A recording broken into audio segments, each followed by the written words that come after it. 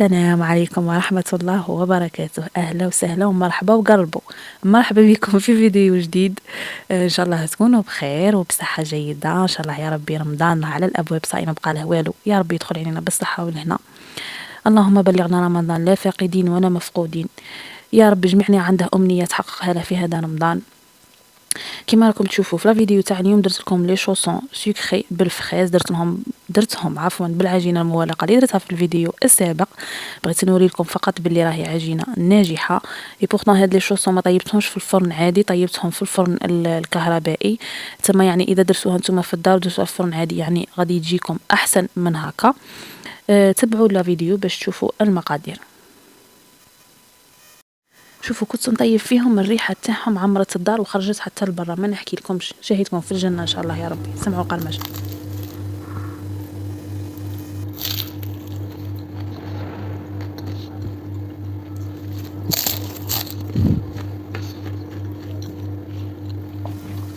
تالمو جاو خفاف وبنان، جيت ندوق لقيت روحي كليت حابه. راكم شفتوني في الفيديو يعني كلش قدامكم.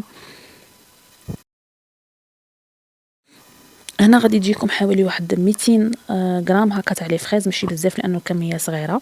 غادي تقلعوا منها 4 حبات، تقطعوهم شرائح، ديروا لهم الليم والسكر توخروهم على جهه. والكميه اللي بقات هي اللي غادي نخدموا بها الحشو، نقطعوهم هكا مربعات، نديروا معاهم السكر والليم ومركز عطر الفانيليا، ولا تقدروا ديروا لهم فانيليا بودره على حسب واش متوفر عندكم. انا هنا بحكم فصل الشتاء العطر تاع لافاني كان جامد بزاف، درته في شويه تاع ما دافي وخلطته مع الحشو تاعنا ونديرهم في كسرونه ونحطهم على نار هادئه ونخليهم يعقدوا.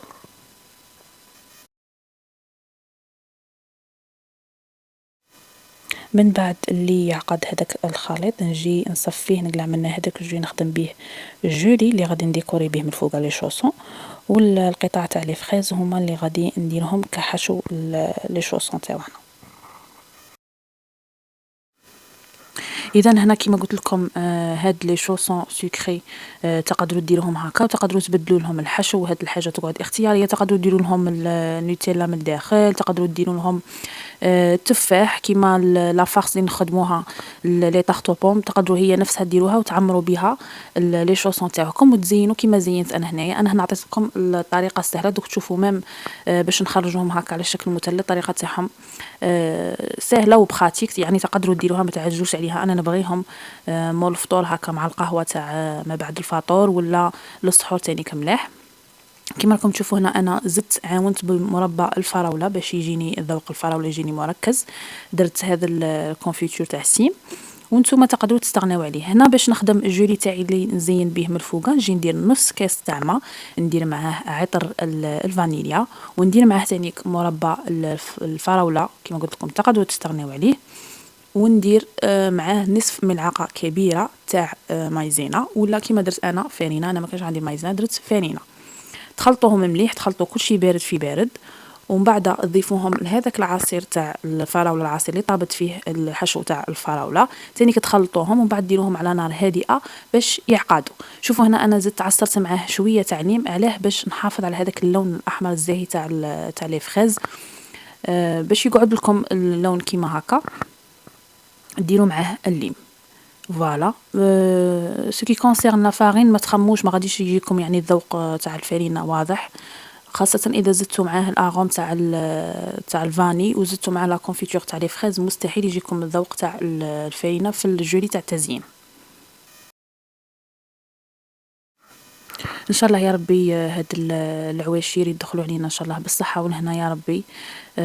ما تنساوش وتكثروا من الاذكار والادعيه يا رب. ان شاء الله اي واحد عنده امنيه في هذا رمضان ربي يحققها له يا ربي. ربي يتمم لكم ما راكم متمنيين. كاين واحد المتتبعه علقت لي في الفيديو السابق قالت لنا ادعوا لي بالذريه الصالحه، نقول لها ان شاء الله ربي يرزقك وان شاء الله ربي يعمر لك حجرك وتفرحي بهم مع هاد العواشير يا رب. شوفوا هنا بعد ما خلطت كل شيء بارد في بارد نجي نديرهم على نار هادئه ابتي فو مع التحريك المستمر باش ما تلصقليش في لو فون تاع الكسرونه تاعي.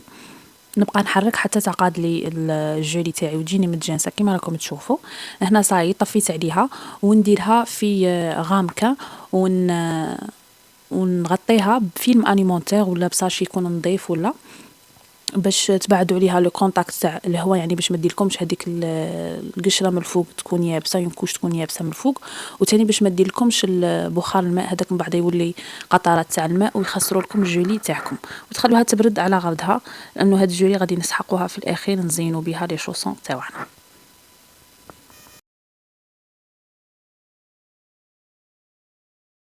ما تنسايش في طريقك ديري جيم. ميرسي.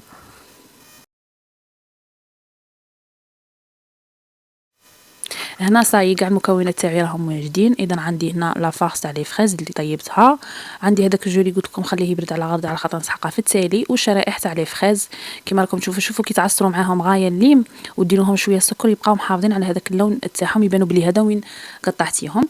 هنا لاباط فيتي كنت جبتها بحوالي واحد 4 سوايع ولا من قبل، خليتها ديكونجليت على غرضها. كي ديكونجليت وطرات شويه عاودت رديتها في فريجيدير حتى كملت كاع وجدت كاع المكونات تاوعي.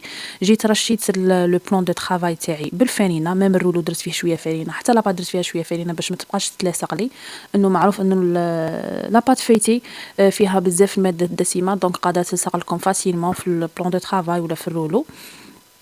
ما تبقاش ترقعوا كيما نقول لكم، توجور ديروا احتياطات تاعكم. شوفوا هنا باش نتحصل على هذاك المربع متساوي الاضلاع، نعم سيدتي استاذه الرياضيات طبقيها كيما هكا، تجيبي الزاويه التحتانيه تلاقيها مع الزاويه الفوقانيه باش تحصلي على مثلث كيما راكي تشوفي كيما هكا. ترشيهم بشويه تاع فرينه وتسات فيهم بهذه الطريقه كيما راكم تشوفوا باش ما يلصقوناش. تما حتى نكمل كاع نقطع كاع القطع تاوعي باش عادك نعمرهم في لافارس ونديرهم يطيبوا في الفور. يعني هنا ما تتقلقوش عليهم، كملوا كاع لاباط تاعكم ديروها هكا. هنا عاودت وريت لكم السمك ابيبري تاع العجينه شحال يجي واحد نصف سنتيمتر، ما تجيش غليظه بزاف وما تجيش رقيقه بزاف. ملاحظه واحده اخرى، هنا الفور تاعكم اللي يكون بديتو به هو الاول، يعني تشعلوه هو الاول ومن بعد تكملوا تحضروا المكونات تاعكم. شوفوا لي شوت تاع العجينه ولا هذوك البقايا تاع العجينه ما نقيسهمش، ندير وحده على وحده هكا نستفهم ونديرهم على زوج عفوا، ونجي نحلهم غير بشويه بالرولو ما نغطش عليهم بزاف باش ما نخسرلهمش هذاك الفيطاج تاعهم.